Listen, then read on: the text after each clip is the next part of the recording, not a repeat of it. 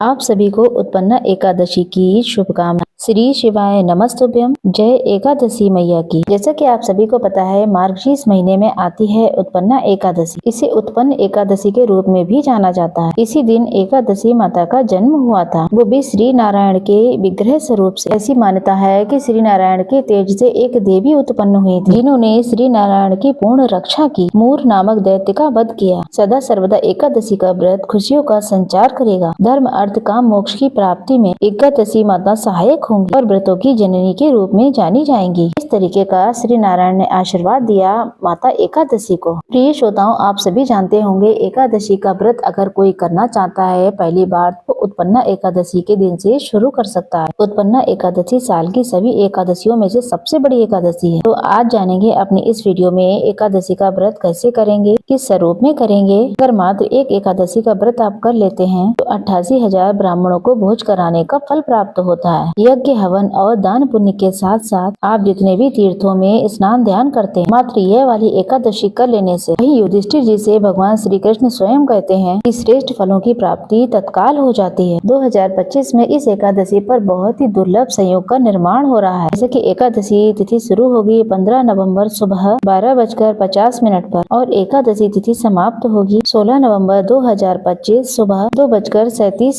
के आसपास। आप एकादशी का व्रत करें या ना करें, परंतु जब से एकादशी तिथि शुरू होगी एकादशी तिथि समाप्त होने तक आपको चावल को स्पर्श नहीं करना है, भोजन में न ही पूजा में इसे इस्तेमाल करना है। तुलसी पत्र जो है एकादशी तिथि शुरू होने से यहाँ पर समापन तक के लिए आप तोड़कर रख लें। उस बीच आप तुलसी को तोड़ना नहीं है, साथ के साथ तुलसी में जल नहीं चढ़ाना है, सिर्फ दीप दान करना है। इस बात का आप ध्यान रखेंगे। तो एकादशी कब से कब तक है ये बात क्लियर हो गई। एकादशी का व्रत आपको 15 नवंबर 2025 के दिन आपको करना होगा। 2025 के दिन जो 15 नवंबर है तो एकादशी की शुरुआत बहुत ही दुर्लभ संयोग के साथ हो रही है। इसी दिन आप व्रत करेंगे और दिन रहेगा आप बताते शनिवार। तो शनिवार 15 नवंबर को आप व्रत करेंगे। तो व्रत खोलेंगे कब? तो व्रत खोलने का समय रहेगा 16 नवम्बर दिन रविवार सुबह 9:12 से 10:30 के आसपास। ये व्रत खोलने का समय रहेगा, क्योंकि 16 नवंबर को 9:12 तक हरिवासर का समय रहने वाला है। जैसा कि आप सभी को पता है हरिवासर में व्रत नहीं खोला जाता, इस बात को आप ध्यान रखेंगे। आप जानते हैं 15 नवंबर शनिवार को जब आप व्रत करेंगे तो कौन से शुभ मुहूर्त मिल रहे हैं। किसी नए कार्य की शुरुआत करना चाहते हैं तो अभिजीत मुहूर्त रहेगा सुबह 11:44 से 12:27 तक रहेगा। सूर्य उदय का समय रहेगा सुबह 6:44 से। वहीं सूर्यास्त का समय रहेगा 5:33 पर। ब्रह्म मुहूर्त 4:58 के आसपास। वहीं अमृत काल का मुहूर्त रहेगा 3:40 से 5:25 के आसपास रहेगा। आप जानेंगे दिनचर्या क्या रहेगी और उपाय क्या करना है। एकादशी का व्रत करें या ना करें, आप ऐसे में नहाने के पानी में तुलसी की लकड़ी को घुमाकर एक चुटकी उसमें हल्दी डालकर गंगा जल डाल लेते हैं तो ये चीजें श्री नारायण से संबंध रखती हैं और सर्वश्रेष्ठ परिणाम देती हैं। आप सभी लोग नहाने के पानी में इनको डालकर ओम नमो भगवते वासुदेवाय मंत्रों का जाप करें। सूर्य भगवान को जल जरूर से चढ़ाएं। सूर्य भगवान प्रत्यक्ष देवता हैं और सभी देवी देवताओं में और पंच देवी देवताओं में सबसे प्रमुख हैं। जल के लोटे में लाल फूल लाल चंदन जरूर से डालें। तांबे के लोटे में सूर्य भगवान को जल जरूर से चढ़ाएं। शनिवार का दिन है तो पीपल की जड़ में कच्चा दूध